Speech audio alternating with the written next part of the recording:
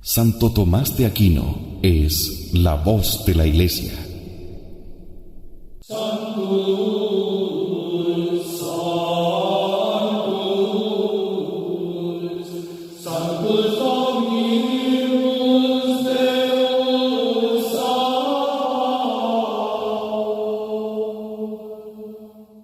La Iglesia ha tenido en el Santo Doctor la fuente infalible de la verdad revelada. Su análisis certero, justo y piadoso de la doctrina de los Evangelios es una guía imprescindible si queremos ser católicos de verdad, más aún en estos tiempos de tanta confusión. Santo Tomás de Aquino es la voz de la Iglesia. Adentrémonos en su divina sabiduría.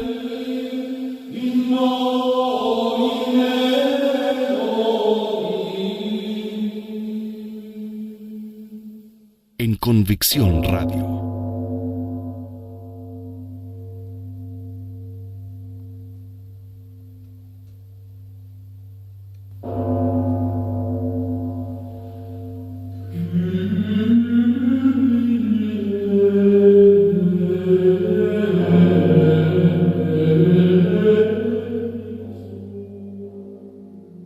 Estamos de la mano de Santo Tomás de Aquino, quien es la voz de la Iglesia, conociendo en profundidad la doctrina del credo. Y pasamos a conocer las enseñanzas del doctor Angélico referentes al artículo 4.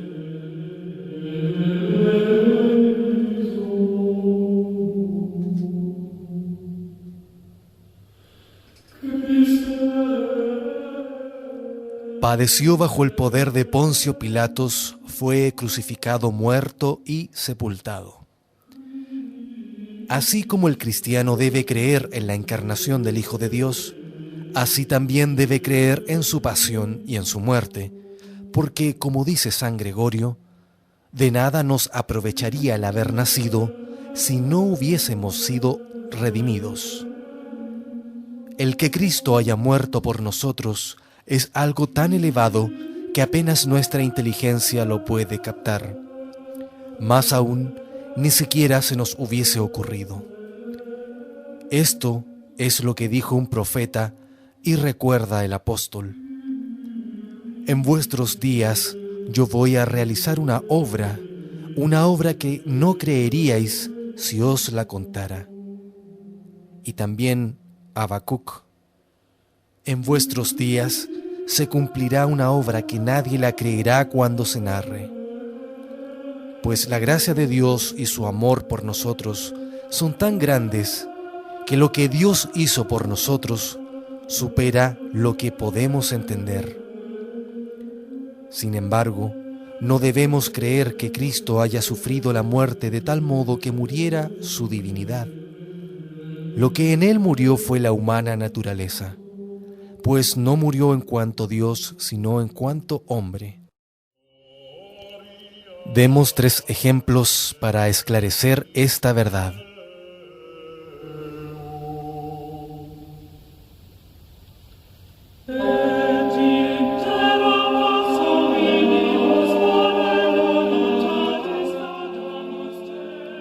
El primero de ellos lo podemos sacar de nosotros mismos.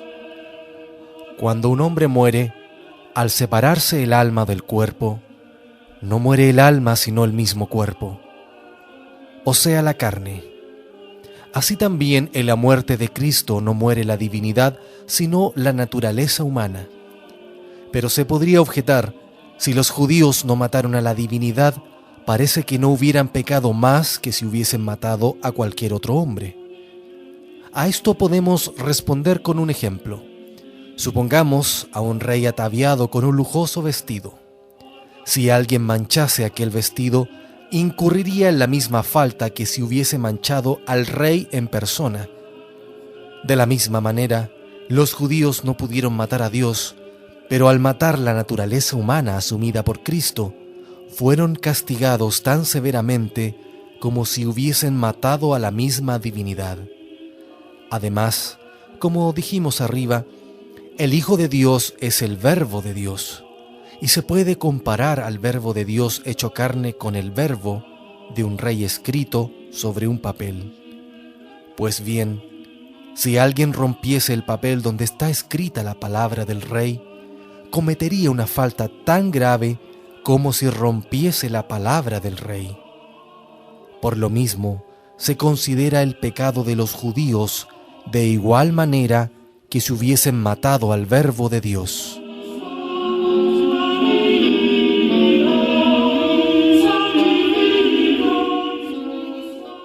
Pero, ¿qué necesidad había de que el Verbo de Dios padeciera por nosotros?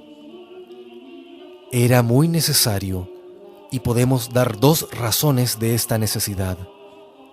En efecto, los sufrimientos de Cristo eran necesarios, en primer lugar, como remedio a nuestros pecados, y en segundo lugar, como modelo de nuestras acciones.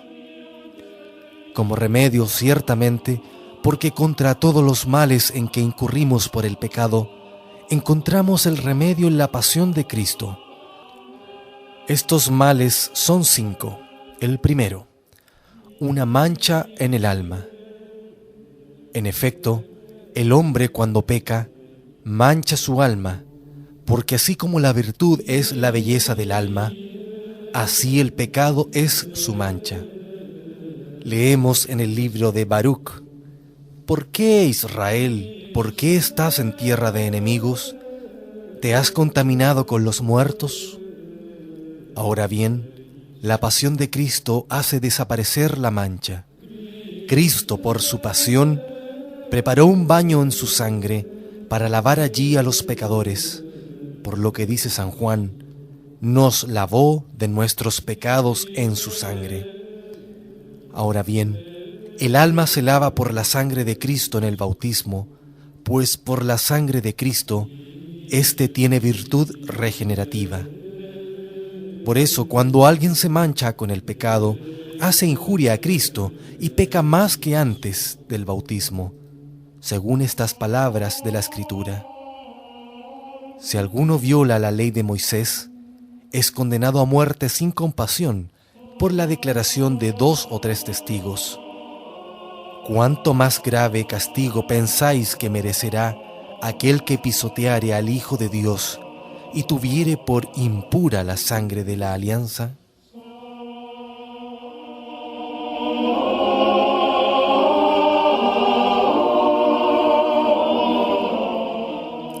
El segundo mal, ofensa de Dios.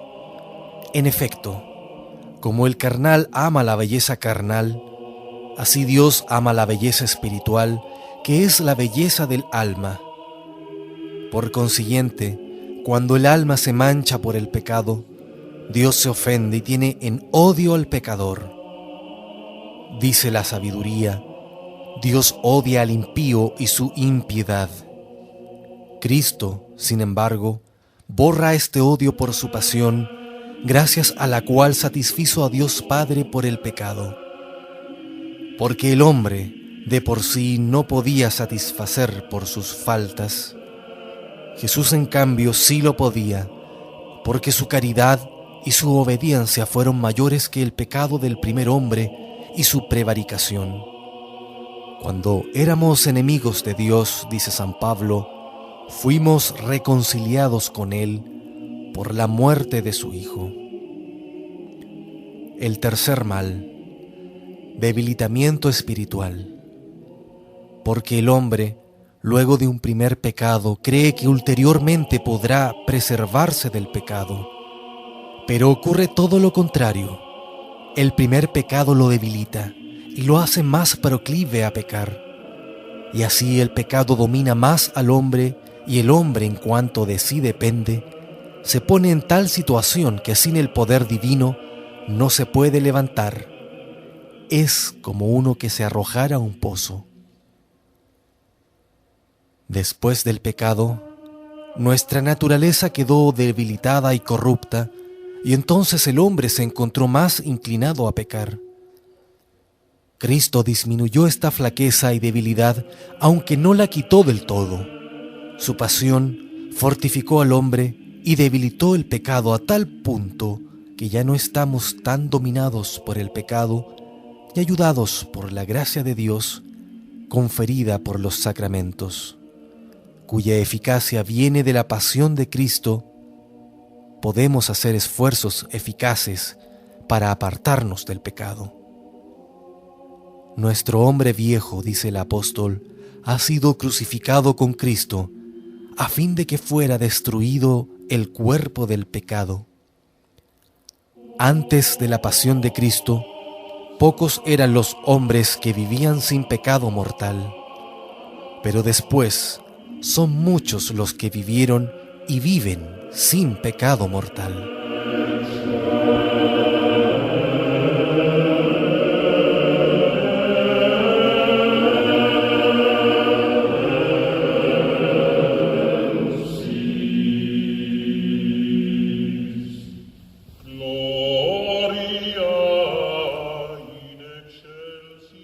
El cuarto mal, la pena merecida. La justicia de Dios exige que todo el que peque sea castigado, y ese castigo debe medirse según la gravedad de la culpa. Ahora bien, siendo infinita la culpa del pecado mortal, puesto que es contra el bien infinito, es decir, Dios, cuyos preceptos el pecador desprecia, la pena debida al pecado mortal es infinita. Pero Cristo, por su pasión, nos levantó esta pena, sufriéndola Él mismo en lugar nuestro, como dice San Pedro. Él mismo llevó nuestros pecados, es decir, la pena del pecado, y la llevó en su cuerpo. Porque el poder de la pasión de Cristo fue tan grande que basta para expiar todos los pecados de todo el mundo, aun cuando fuesen 50. Por eso, los bautizados quedan libres de todos sus pecados, y también por eso el sacerdote perdona los pecados, y por eso también el que se conforma más con la pasión de Cristo obtiene mayor perdón y merece más gracia. El quinto mal, destierro del reino. Porque quienes ofenden a los reyes son obligados a emigrar del reino. Así Adán, por causa de su pecado, y enseguida de haberlo cometido, fue arrojado del paraíso, y se cerró tras él la puerta del paraíso.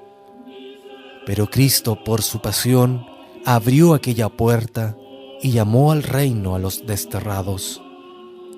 En efecto, abierto el costado de Cristo, se abrió también la puerta del paraíso, y por la efusión de su sangre, la mancha del pecado quedó borrada, Dios fue aplacado, suprimida quedó la debilidad, expiada su pena, y los desterrados fueron de nuevo llamados al reino. Por eso, Cristo le dijo de inmediato al buen ladrón que le imploraba: «Hoy estarás conmigo en el paraíso». Esto antes nunca había sido dicho a nadie, ni a Adán, ni a Abraham, ni a David. Pero hoy, es decir, cuando la puerta del paraíso se abre, el ladrón pide y obtiene el perdón. Por eso dice la Escritura: tenemos la libertad de entrar con confianza en el santuario por la sangre de Cristo. Queda así demostrado que la pasión de Cristo fue un remedio muy útil para los males en los que incurrimos por el pecado.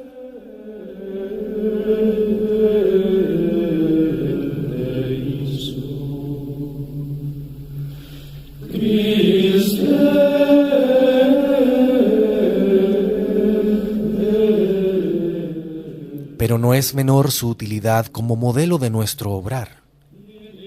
En efecto, como dice San Agustín, la pasión de Cristo basta para instruirnos completamente sobre la manera de cómo debemos vivir. Porque si alguno quiere llevar una vida perfecta, no tiene que hacer otra cosa que despreciar lo que Cristo despreció en la cruz y desear lo que Cristo deseó. Porque ningún ejemplo de virtud falta en la cruz.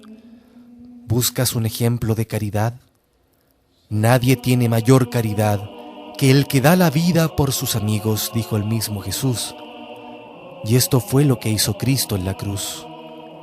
Si, pues, dio su vida por nosotros, ¿no deberá sernos gravoso soportar por él cualquier mal? Decía el salmista: ¿cómo podré corresponder al Señor por todas las mercedes que me ha hecho? ¿Buscas un ejemplo de paciencia? Lo encontrarías excelentísimo en la cruz, porque la grandeza de la paciencia se manifiesta de dos maneras: o bien sufriendo pacientemente grandes males, o bien sufriendo algo que podría evitarse y no se evita. Pues bien, Cristo sufrió grandes males en la cruz. Pudo aplicarse a sí mismo las palabras de Jeremías en sus lamentaciones: «Oh vosotros todos, que pasáis por el camino, mirad y ved si hay dolor semejante a mi dolor». Y esos grandes males Cristo los sufrió pacientemente, porque cuando le atormentaban, dice San Pedro, no prorrumpía en amenazas. Se comportó, al decir de Isaías, como un cordero llevado al matadero y como oveja muda ante los trasquiladores. Asimismo, Cristo habría podido evitar esos sufrimientos, y no los evitó. Él mismo se lo dijo a Pedro cuando lo arrestaron en Getsemaní: ¿o piensas que no puedo recurrir a mi Padre y me enviaría enseguida más de 12 legiones de ángeles? Grande fue, pues, la paciencia de Cristo en la cruz. Por eso, dice la Escritura: corramos con paciencia al combate que se nos ofrece, puesto los ojos en Jesús, autor y consumador de la fe, el cual, en vez del gozo que se le ofrecía, soportó la cruz, despreciando la ignominia.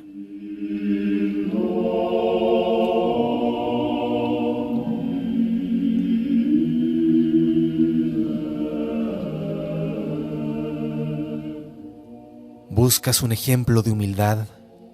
Mira el crucifijo. En efecto, Dios quiso ser juzgado bajo Poncio Pilatos y morir. Tu causa, Señor, podríamos decirle, ha sido juzgada como la de un impío. Sí, verdaderamente como la de un impío, porque sus enemigos pudieron decirse unos a otros: condenémosle a muerte afrentosa. El Señor quiso morir por su siervo, y el que es la vida de los ángeles aceptó morir por el hombre. Como escribe San Pablo, se hizo obediente hasta la muerte. ¿Buscas un ejemplo de obediencia? Síguelo a Él, que se hizo obediente al Padre hasta la muerte. Dice el apóstol: como por la desobediencia de un solo hombre, muchos fueron constituidos pecadores, así también, por la obediencia de uno solo, muchos serán constituidos justos. ¿Buscas un ejemplo de menosprecio de las cosas terrenas? Síguelo a Él, que es el Rey de los reyes y el Señor de los señores, en quien están todos los tesoros de la sabiduría, y que sin embargo en la cruz apareció desnudo, objeto de burla, fue escupido, golpeado, coronado de espinas, abrevado con hiel y vinagre, y luego murió. No te aficiones, pues, a los vestidos o las riquezas, porque los soldados se repartieron mis vestidos. Ni te aficiones a los honores, porque a mí me cubrieron de escarnios y de golpes. Ni busques las dignidades, porque tejieron una corona de espinas y le pusieron sobre mi cabeza. Ni las delicias, porque en mi sed me hicieron beber vinagre. comentando aquellas palabras de la epístola a los Hebreos, Cristo, en vez del gozo que se le ofrecía, soportó la cruz despreciando la ignominia. Escribía San Agustín: Cristo Jesús despreció todos los bienes terrenos para enseñarnos que debemos despreciarlos.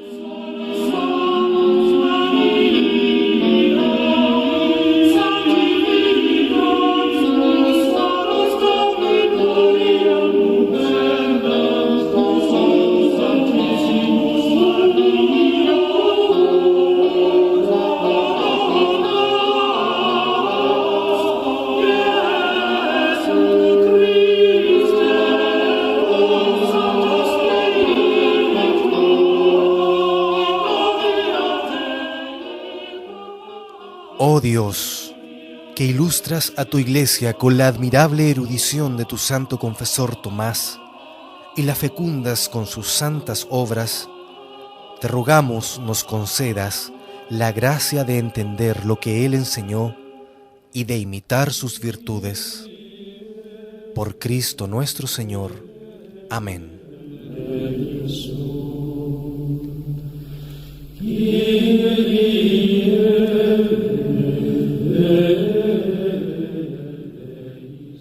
Muchas gracias por la audición. Será hasta el próximo capítulo de Santo Tomás de Aquino, la voz de la Iglesia, en Convicción Radio. Que Dios nos bendiga a todos.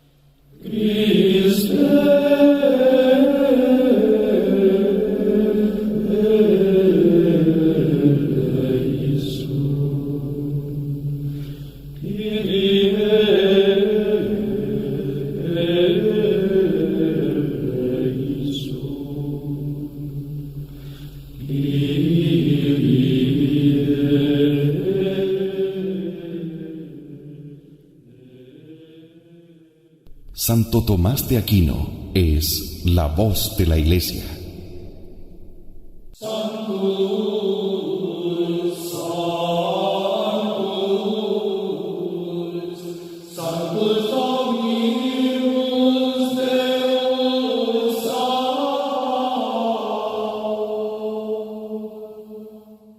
La Iglesia ha tenido en el Santo Doctor la fuente infalible de la verdad revelada.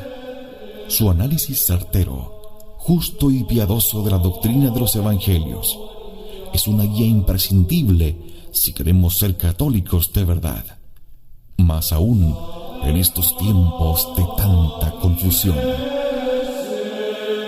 Santo Tomás de Aquino es la voz de la Iglesia. Adentrémonos en su divina sabiduría.